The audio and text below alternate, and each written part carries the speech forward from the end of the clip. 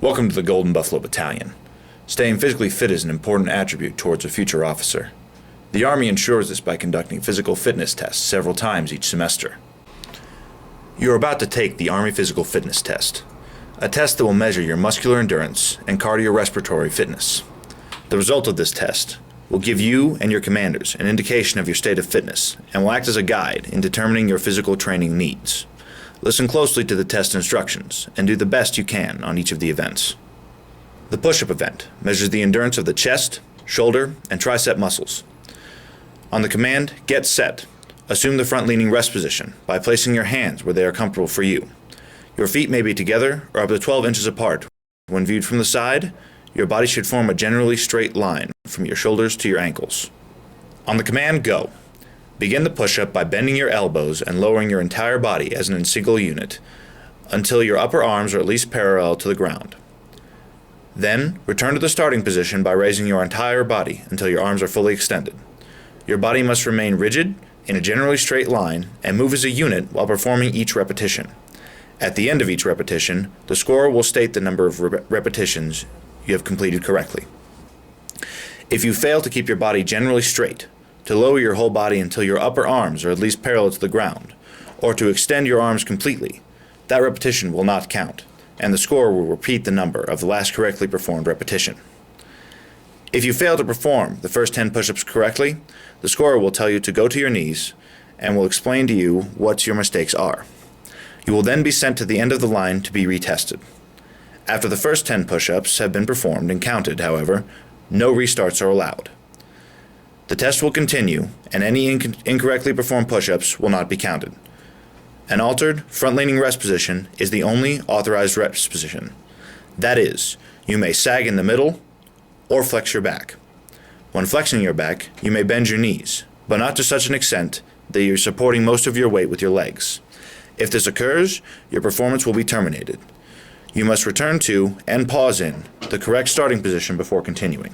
If you rest on the ground or raise either hand or foot from the ground, your performance will be terminated. You may reposition your hands and or feet during the event as long as they remain in contact with the ground at all times. Correct performance is important. You will have 2 minutes to do as many push-ups as you can.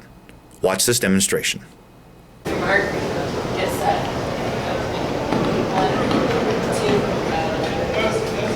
1, 2, 1, 2, 3.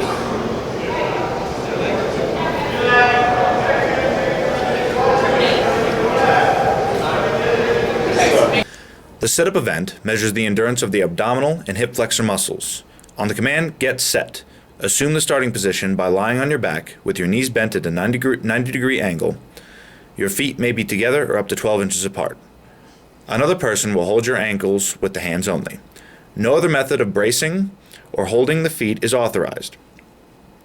The heel is the only part of the foot that must stay in contact with the ground. Your fingers must be interlocked behind your head, and the backs of your hands must touch the ground. Your arms and elbows need not touch the ground.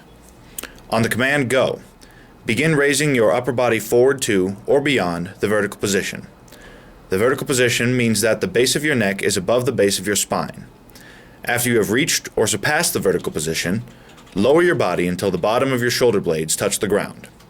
Your head, hands, arms, or elbows do not have to touch the ground. At the end of each repetition, the scorer will state the number of sit-ups you have correctly completed. A repetition will not count if you fail to reach the vertical position, fail to keep your fingers interlocked behind your head, arch or bow your back and raise your buttocks off the ground to raise your upper body, or let your knees exceed a 90-degree angle. If a repetition does not count, the scorer will repeat the number of your last correctly performed sit-up. The out position is the only authorized rest position. If you stop and rest in the down, starting position, the event will be terminated. As long as you make a continuous physical effort to sit up, the event will not be terminated. You may not use your hands and or other means to pull or push yourself up to the resting position, or to hold yourself in the rest position. If you do so, your performance in the event will be terminated. Correct performance is important. You will have 2 minutes to perform as many sit-ups as you can. Watch this demonstration.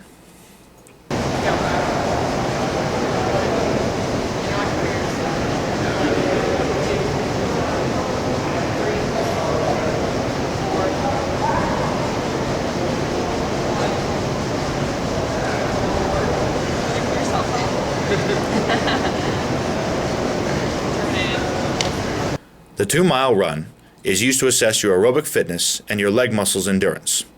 You must complete the run without any physical help. At the start, all soldiers will line up behind the starting line.